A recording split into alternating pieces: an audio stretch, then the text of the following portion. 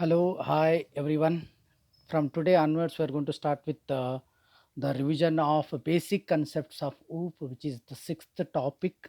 And in this topic, we are going to learn about the programming techniques, the different programming techniques like procedure oriented programming technique, structured programming technique, and object oriented programming technique. The techniques and its characteristics. So, let me start. So our first question is, name the different programming techniques. In the previous class, that is in PUC first year also, we have studied about the programming techniques.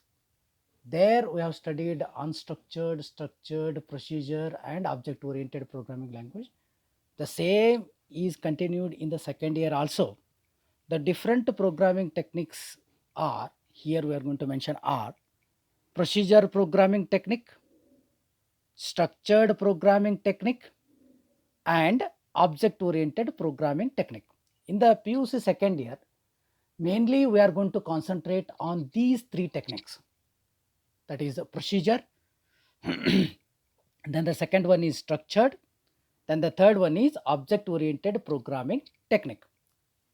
The procedural programming technique is mainly going to concentrate or going to emphasis on the procedure, that is on algorithm. Okay, we'll see the technique one by one. Okay, see, first we are going to study about procedural programming technique. Okay, the first point, this technique gives more importance to the procedure or logic of solving a problem. So we will try to understand what is procedural programming technique. As the name says, it follows the procedure. Procedure means what? Algorithm. What is that algorithm? It is a logic of solving a problem. So it gives more and more importance to the algorithm or to the procedure how to solve a problem. That means it is not following or it is not giving a serious concern to the data. In any program, in any programming techniques, there are two things are very important. One is procedure and another one is data. The procedural programming technique advantage that it follows the procedure, but it neglects the data. The data moves openly here, it is not hidden. We'll see the second point. Data is not hidden and can be accessed by external functions. We have seen in the first year programs also, we are going to divide a large programs into very small functions. That we called it as modularization.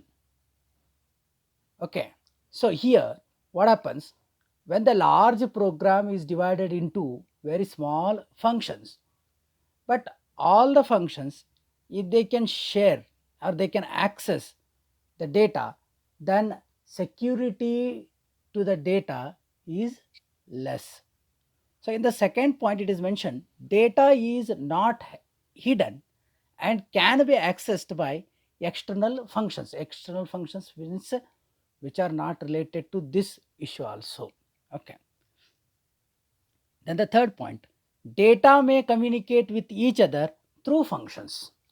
The communication between the data may happen through the functions. The major concerns which transfer the data from one form to another form is through function only. And data may communicate through the functions in the procedural programming technique.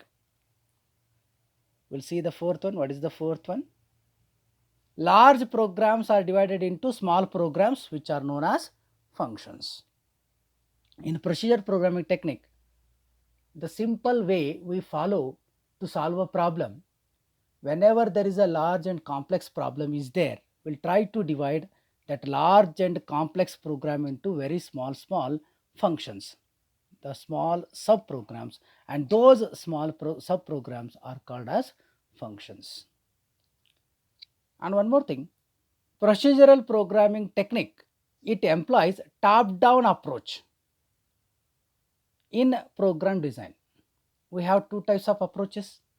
One is top down and another one is bottom up approach. In the previous year classes, we have studied about these two approaches. We have two types of approaches, top down approach and a bottom up approach. And I mentioned the bottom up approach is the good approach for any programming technique. But whereas the procedural programming technique employs top down approach. Okay, now let me revise one more time. The procedural programming technique, this technique gives importance to the procedure or logic of solving a problem rather than the data. Data is not hidden and can be accessed by external functions.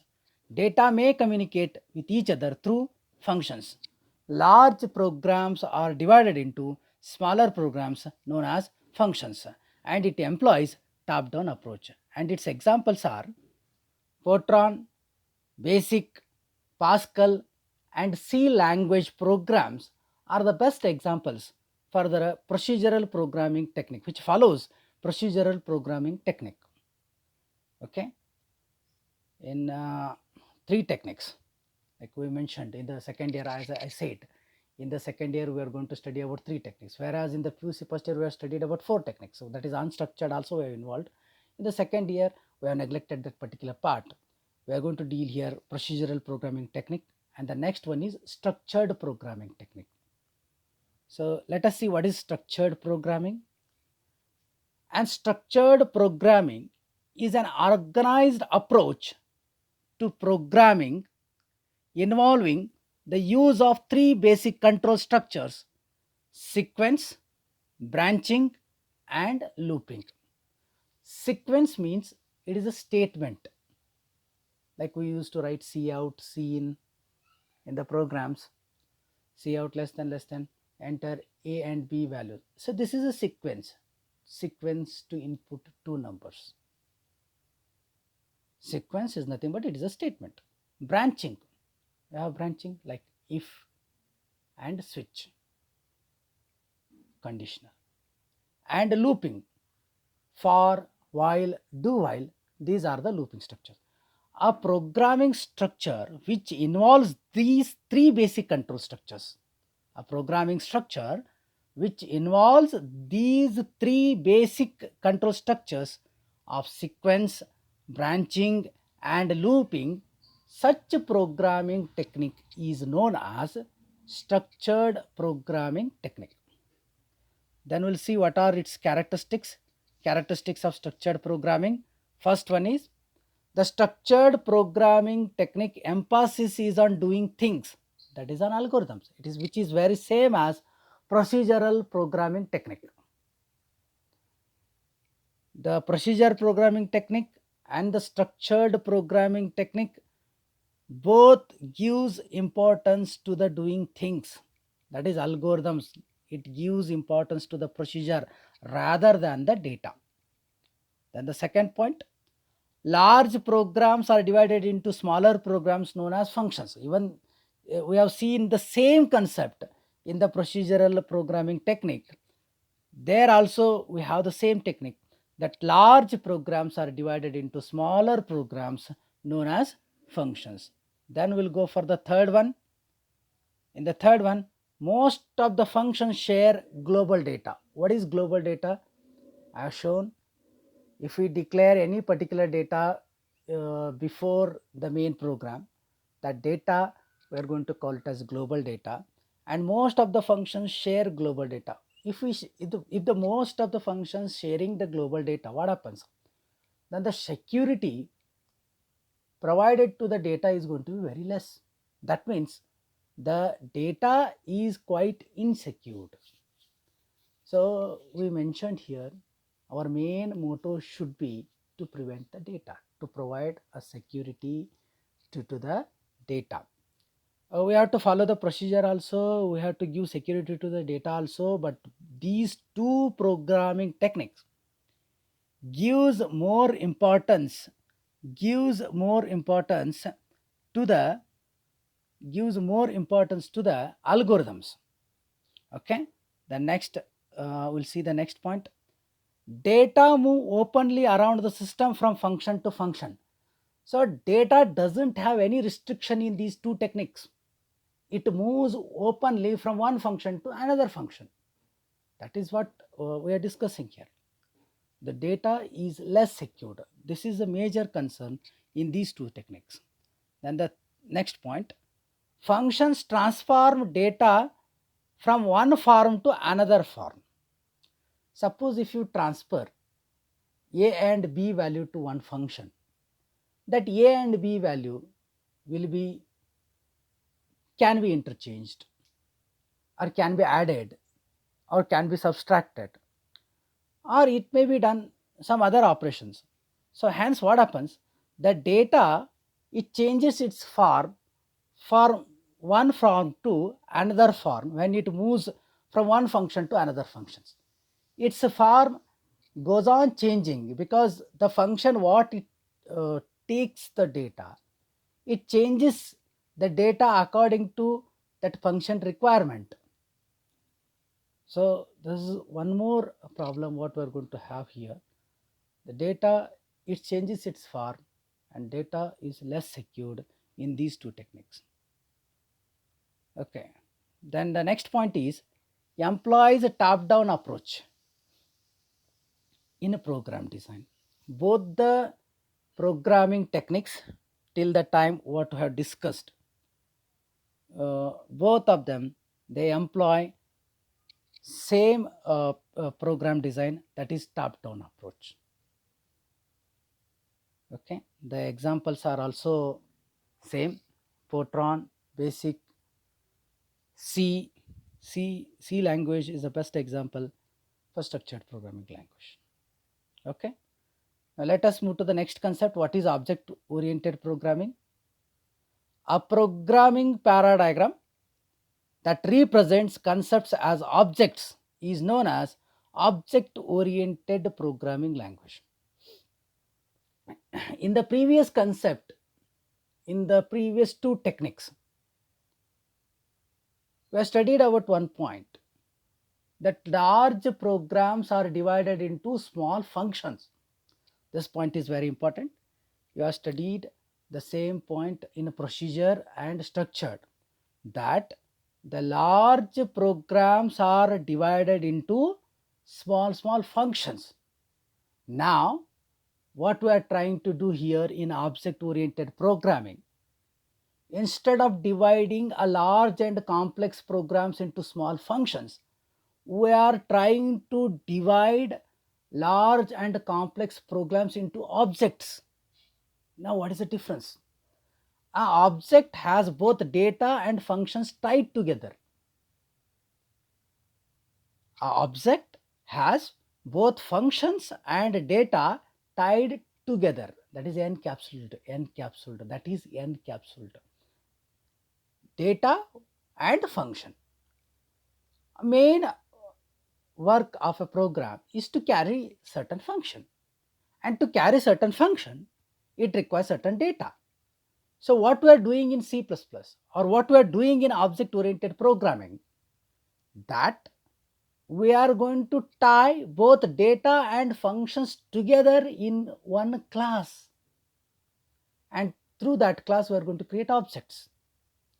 So concentrate one more time.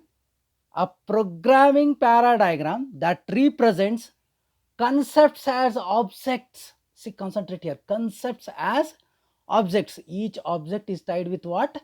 Data and functions, is known as object oriented programming language.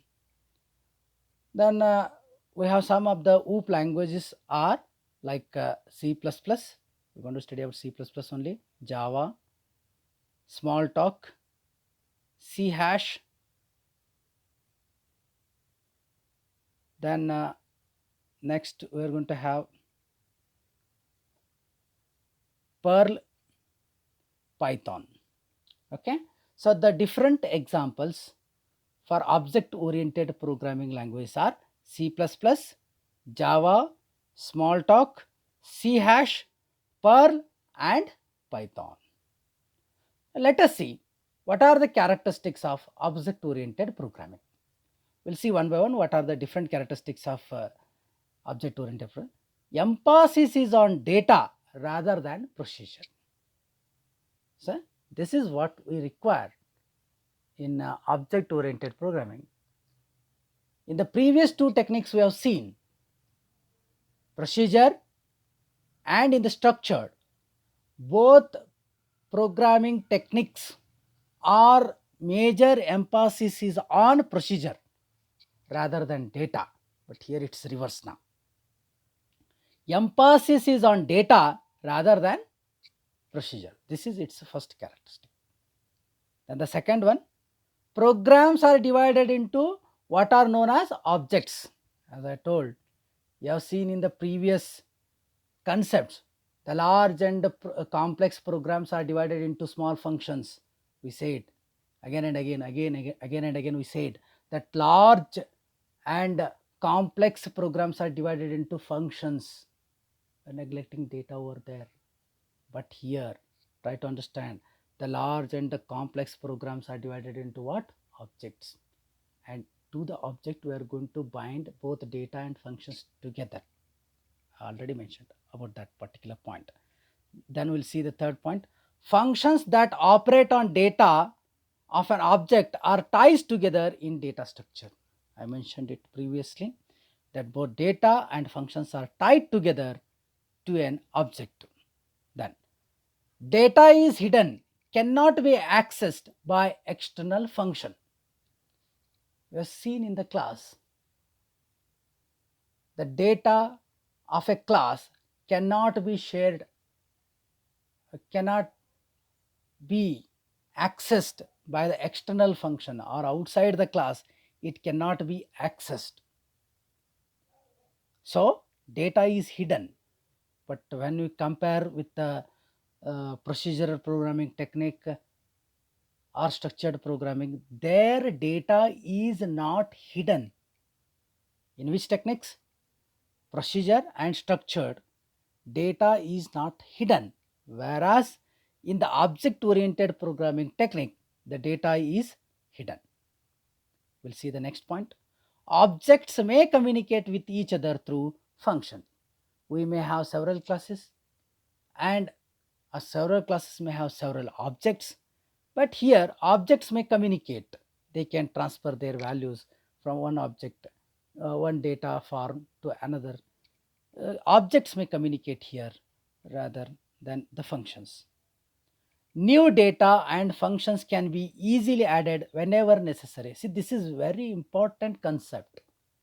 What happens in structured or in the procedural programming techniques? Basically, they are depending on the procedure. So we have to consider all the things when we are developing a programming, and we have to develop a program as a whole. But we'll get a problem when we are adding new things. But this can be solved, that new data and functions can be easily added whenever necessary in the object oriented programming. One more important concept, it follows bottom up approach. Remember, the procedure and the structured programming technique follows top down approach, whereas it follows the object oriented programming follows bottom up approach. And its examples we already discussed. The object oriented programming examples are C++, Java, Smalltalk, C#, Perl, and Python are the best examples. You can consider these 3 questions for 5 marks, like explain procedure oriented programming technique, then what are the characteristics of a structured programming technique, then what are the characteristics of object oriented programming technique. The remaining part we'll discuss in tomorrow's class. I hope you understood this concept. Thank you.